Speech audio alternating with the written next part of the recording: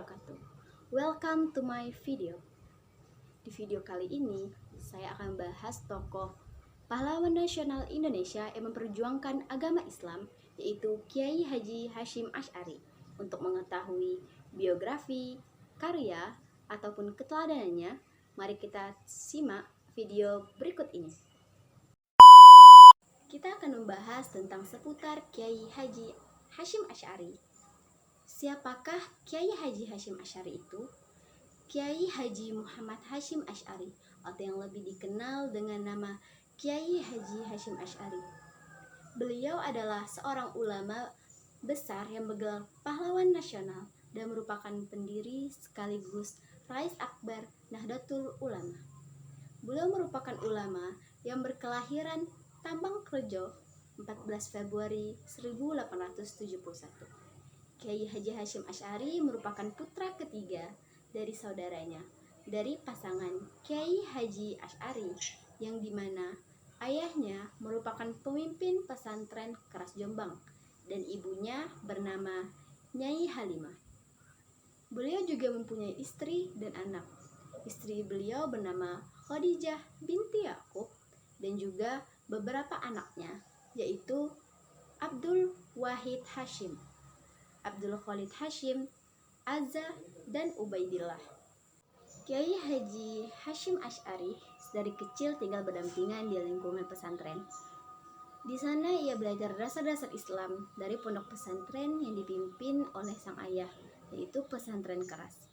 Menginjak usianya 15 tahun, Hashim pergi ke beberapa pesantren di Jawa, mulai dari pesantren Siwalan Panji, Sidoarjo, pesantren Tabak Baras Jombang, pesantren Langitan Tuban, pesantren Cepoko Ngawi, serta pesantren Sarang di Rembang.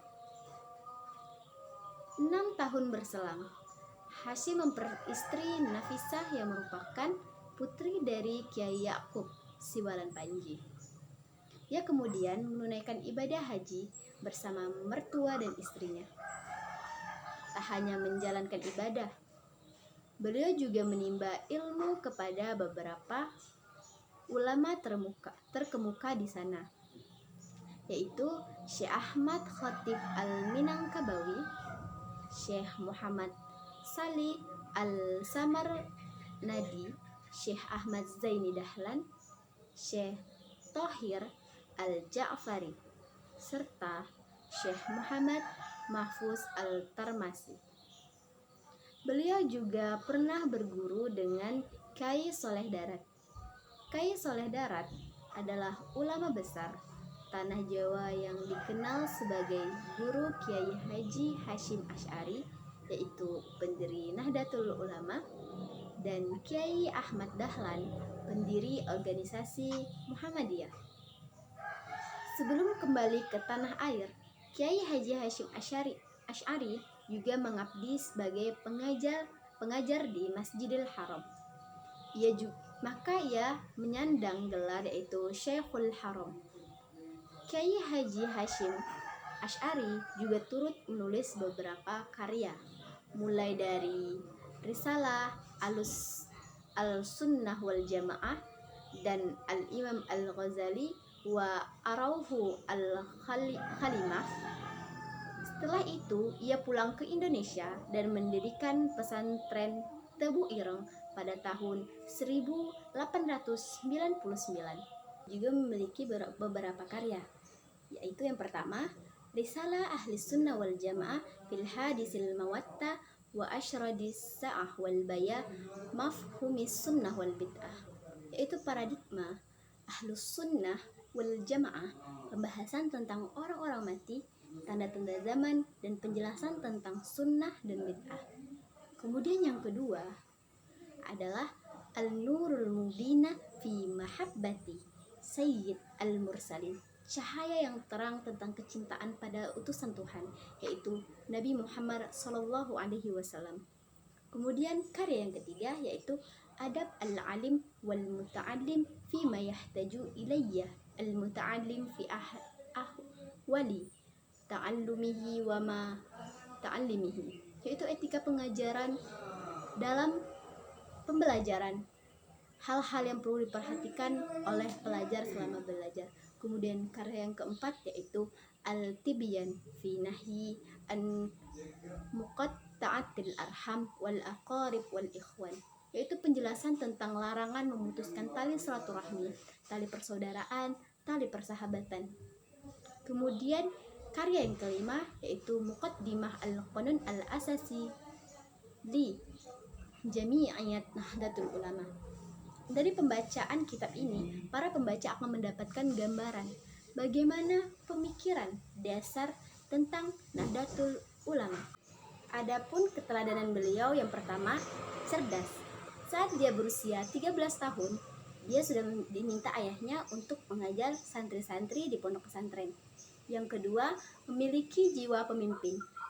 Saat masih muda, sudah sering ia menjadi pemimpin di antara teman-temannya. Kemudian yang ketiga, semangat menuntut ilmu. Di usianya saat 15 tahun, beliau sudah mondok ke pesantren-pesantren yang ada di Indonesia dan juga meneruskan pendidikan ke Mekah. Kemudian keempat, yaitu tawadu terhadap guru. Yang kelima, tegas dan berani. Beliau dalam mendirikan Islam sebagai pondasi berdirinya bangsa Indonesia, Kiai Haji Hashim Asy'ari mengharuskan kepada santri-santrinya untuk ikut membela bangsa dari penjajah-penjajah. Dan di antara semua itu ada satu keteladanan yang sangat patut kita contoh dan diikuti, yaitu berkhidmat kepada guru. Ada sebuah cerita yang cukup mengagumkan tatkala Kiai Haji Hashim Asy'ari bersama dengan Kiai Haji Khalil. Suatu hari, beliau melihat Kiai Khalil bersedih. Beliau memberanikan diri untuk bertanya. Kiai Khalil menjawab bahwa cincin istrinya jatuh di WC. Kiai Hashim pun mengusulkan agar Kiai Khalil membeli cincin lagi.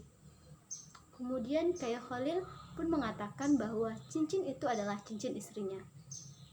Setelah melihat kesedihan di wajah guru besarnya itu, Kiai Haji Hashim Asy'ari menawarkan diri untuk mencari cincin tersebut di dalam WC. Akhirnya Kiai Haji Hashim Asy'ari benar-benar mencari cincin itu di dalam WC. Dengan penuh kesungguhan, kesabaran, dan keikhlasan tentunya. Akhirnya Kiai Haji Hashim Asy'ari menemukan cincin tersebut. Alangkah bahagianya Kiai Khalil atas keberhasilan Kiai Hashim itu. Dari kejadian inilah Kiai Haji Hashim Asy'ari menjadi sangat dekat dengan Kiai Khalil, baik semasa menjadi santri maupun setelah kembali ke masyarakat untuk berjuang. Hal ini terlihat dengan pemberian tongkat saat Kiai Haji Hashim Asy'ari hendak mendirikan Jami'iyah Nahdlatul Ulama.